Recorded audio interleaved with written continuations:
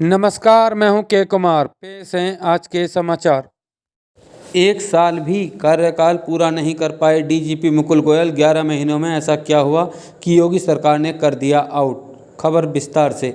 1987 batch के IPS अधिकारी Mukul UP police के महानिदेशक के तौर पर एक साल भी कार्यकाल पूरा नहीं कर पाए। केंद्रीय प्रतिनियुक्ति से करीब 5 साल बाद यूपी लौटे मुकुल गोयल सीएम योगी की चाल से कदम ताल नहीं कर पाए।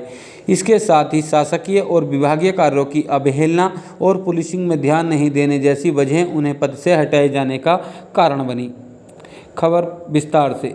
लखनऊ। योगी सरकार ने बड़ा एक्शन लेते हुए पिछले साल जून में ही उत्तर प्रदेश पुलिस की बागडोर संभालने वाले डीजीपी मुकुल गोयल को पद से हटा दिया है।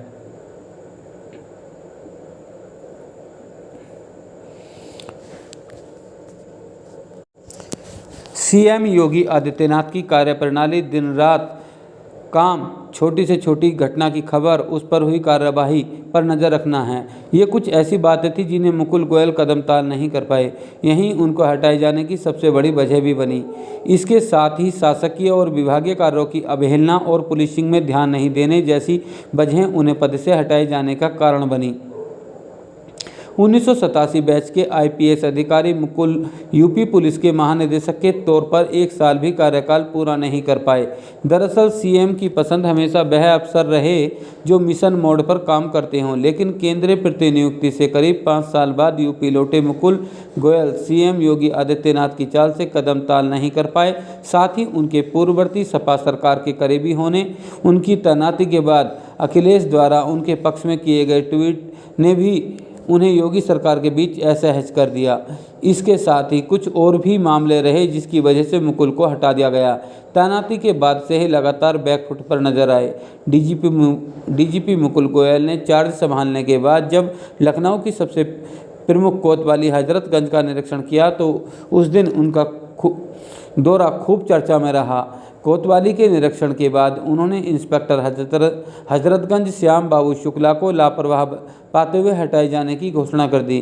डीजीपी मुख्यालय ने इस संबंध में प्रेस नोट भी जारी कर दिया। हालांकि डीजीपी के बयान और मुख्यालय के प्रेस नोट के बीच के बाद भी जब इंस्पेक्टर हजरतगंज को नहीं हटाया गया तो यह पूरे प्रदेश में चर्चा का विषय बन गया। इसके बाद सीएम योगी ने कानून व्यवस्था की बैठक में ताकीद भी दी कि डीजीपी मुख्यालय या सीएम ऑफिस के कहने पर कहीं किसी इंस्पेक्टर की तैनाती नहीं की जाएगी।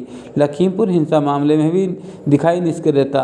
पिछले साल अक्टूबर में लखीमपुर जिले के तिनकुनिया में हुई हिंसा के बाद भी डीजीपी मुकुल गोयल ने निष्क्रियता दिखाई।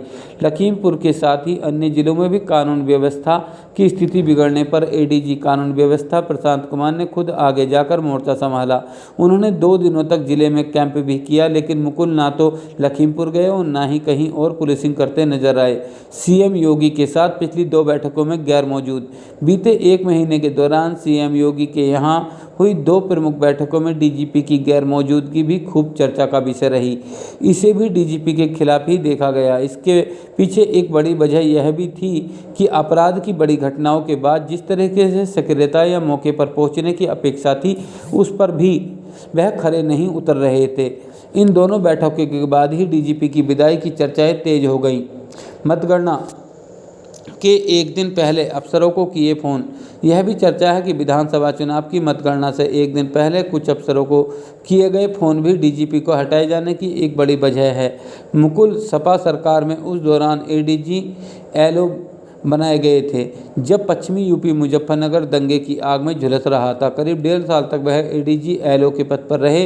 हालांकि बाद में सपा सरकार ने उन्हें हटाकर दलजीत चौधरी को एडीजी एलओ बना दिया था। सपा से नज़दीकियों की चर्चाएं भी पड़ी भारी।